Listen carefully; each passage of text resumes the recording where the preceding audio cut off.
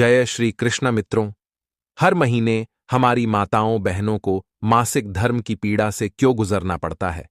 कई बार हमारी माताओं बहनों के मन में ये ख्याल भी आता है कि ऐसा हमारे साथ ही क्यों होता है। इंद्रदेव की किस गलती के कारण समस्त स्त्रियों को हर महीने मासिक धर्म की पीड़ा से गुजरना पड़ता है। इन सभी प्रश्नों का जवाब गरुड़ पुराण में दिया गया है। मित्रों, आज के इस वीडियो में मैं आपको सबको बताऊंगा कि स्त्रियों को मासिक धर्म के दौरान किन कार्यों को करना चाहिए और किन कार्यों से परहेज करना चाहिए। मित्रों, स्त्रियों को होने वाले मासिक धर्म का उल्लेख हमारे हिंदू धर्म ग्रंथों में भी मिलता है।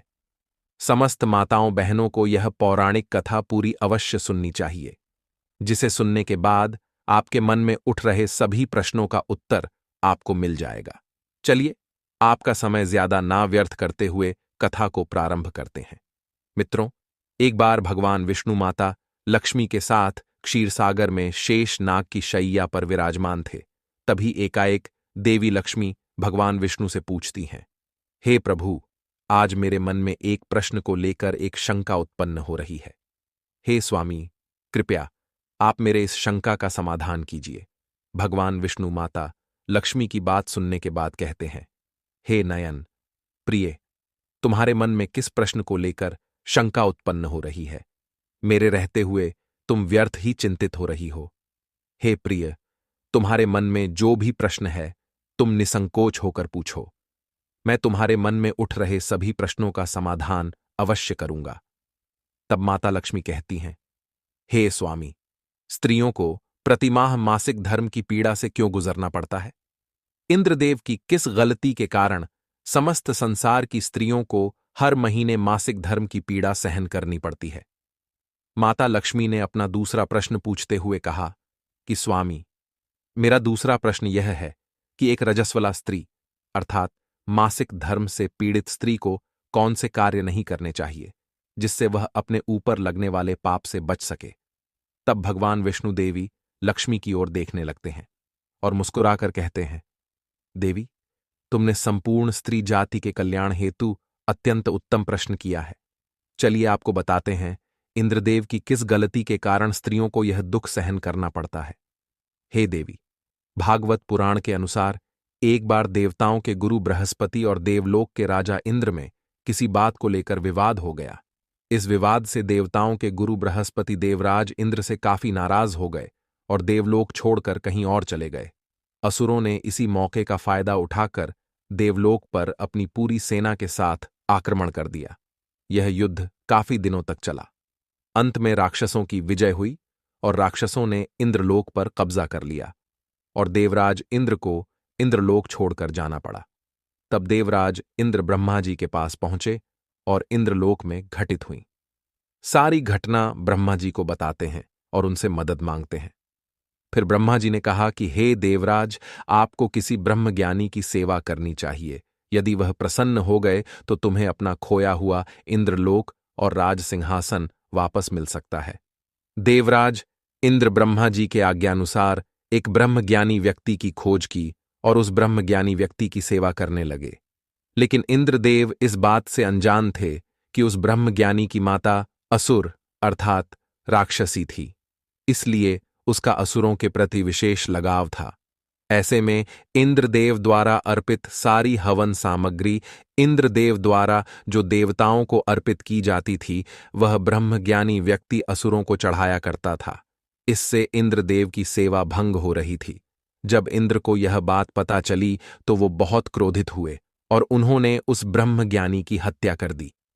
हत्या करने से पहले इंद्रदेव उस ब्रह्मज्ञानी को अपना गुरु मानते थे और शास्त्रों में गुरु की हत्या करना घोर पाप माना गया है। इंद्रदेव को उनके क्रोध में की गई गलती के कारण ब्रह्म हत्या का दोष भी लग गया। अब ये पाप एक भयानक दानव के रूप में इंद्रदेव का पीछा करने लगा। अंततः थक हार कर किसी तरह इंद्र ने स्वयं को एक फूल में छुपाया और कई वर्षों तक उसी फूल के अंदर रहकर भगवान विष्णु की घोर तपस्या की। इंद्रदेव की तपस्या से भगवान विष्णु प्रसन्न हुए और उनके समक्ष प्रकट हुए और इंद्र से वरदान मांगने के लिए कहा। इंद्र ने भगवान विष्णु को प्रणाम किया और वरदान मांगा कि हे प्रभु, आप मुझे ब्रह्म हत्या अर्थात गुरु हत्या के पाप से मुक्ति दिलाएं। भगवान विष्णु ने इस पाप से मुक्ति के लिए इंद्रदेव को सुझाव दिया कि तुम इस पाप को थोड़ा थोड़ा हिस्सा वृक्ष, जल, भूमि और स्त्री में बांट दो। भगवान विष्णु के सुझाव के अनुसार इंद्र ने अपना पाप वृक्ष, जल, भूमि और स्त्री को पाप का थोड़ा थोड़ा अंश लेने के लिए मनाया। इंद्र की बात सुनकर चारों तैयार हो गए। बदले में इंद्रदेव ने प्रसन्न होकर उन्हें एक एक वरदान देने की बात कही। सबसे पहले पेड़ ने ब्रह्महत्या के पाप का 1/4 हिस्सा लिया, जिसके बदले में इंद्र ने पेड़ को अपने आप जीवित होने का वरदान दिया। इसके बाद जल ने पाप का 1/4 हिस्सा लिया, तो इंद्र ने जल को वरदान दिया कि जल को अन्य वस्तुओं को पवित्र करने की शक्ति होगी। तीसरे पड़ाव में भूमि ने ब्रह्महत्या का दोष इंद्र से लिया। बदले में इंद्र ने भूमि को वरदान दिया कि भूमि पर आने वाली कोई भी चोट से उसे कोई असर नहीं होगा और वो फिर से ठीक हो जाएगी। और अंत में स्त्री ने इंद्र का शेष बचा हुआ पाप अपने ऊपर ले लिया।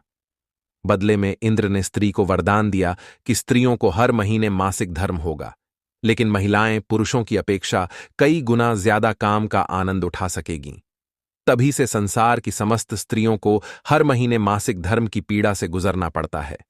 पौराणिक मतों के अनुसार स्त्रियां ब्रह्म हत्या यानी अपने गुरु की हत्या का पाप सदियों से उठाती आ रही हैं, इसलिए उन्हें मंदिरों में जाने की इजाजत नहीं है। गरुड़ पुराण के मुताबिक जो व्यक्ति गर्भवती महिला या मासिक धर्म से पीड़ित महिला का अपमान करता है, उसे परेशान करता है, उसके साथ गलत बर्ताव करता है, ऐसे लोगों को पाप का भागीदार बनना पड़ता है। मासिक धर्म के दौरान यदि पति अपनी पत्नी के साथ संबंध बनाए तो इसे महापाप माना जाता है और नरक की यातनाएं झेलनी पड़ती हैं।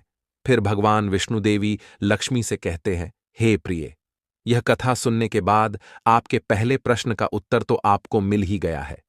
हे देवी, आपका दूसरा प्रश्न है कि मासिक धर्म के समय राजस्वला स्त्री को कौन से कार्य नहीं करने चाहिए। हे देवी, अब जो मैं बताने जा रहा हूं इसे ध्यानपूर्वक सुनना देवी। मासिक धर्म के समय राजस्वला स्त्री 3 से 5 दिनों के लिए अपवित्र हो जाती है।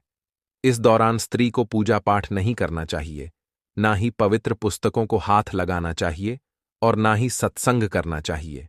प्रत्येक स्त्री को इन 3 से 5 दिनों में अपने बाल भी नहीं धोने चाहिए। यदि वह स्त्री ऐसा करती है तो उसके पति की आयु कम होती है। मासिक धर्म के दौरान पेड़ पौधों को स्पर्श नहीं करना चाहिए और मासिक धर्म के समय स्त्री को मंदिर नहीं जाना चाहिए एवं किसी भी पुरुष को रजस्वला स्त्री के साथ संबंध भी नहीं बनाना चाहिए। जो पुरुष रजस्वला स्त्री के साथ संबंध बनाता है उसे ब्रह्म हत्या का पाप लगता है। जो पुरुष रजस्वला स्त्री के वस्त्रों को स्पर्श करता है उसे भी पाप लगता है। रजस्वला स्त्री के शरीर में 3 से 5 दिनों तक ब्रह्म हत्या का पाप निवास करता है और 6वें दिन ही वह स्नान करके पवित्र हो जाती है।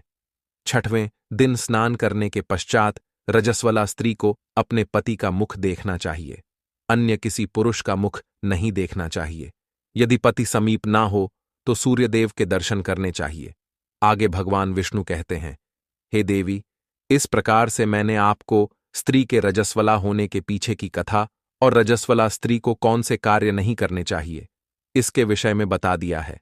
अब माता लक्ष्मी कहती हैं, हे प्रभु, आज आपने मुझे ही नहीं अपितु समस्त संसार की स्त्रियों को यह कथा सुनाकर उन सभी पर उपकार किया है। हे स्वामी, मैं भी आपको वचन देता हूं, जो भी स्त्री मासिक धर्म के दौरान पूजा पाठ करेगी, पति के साथ संबंध रखेगी, उसके घर में मैं प्रवेश नहीं करूंगी। तो मित्रों, यही कारण है कि मासिक धर्म के दौरान किसी भी स्त्री को छूना पाप माना गया है। मासिक धर्म के दौरान स्त्रियों को पूजा अनुष्ठान से दूर रहना चाहिए। आशा करते हैं सभी माताओं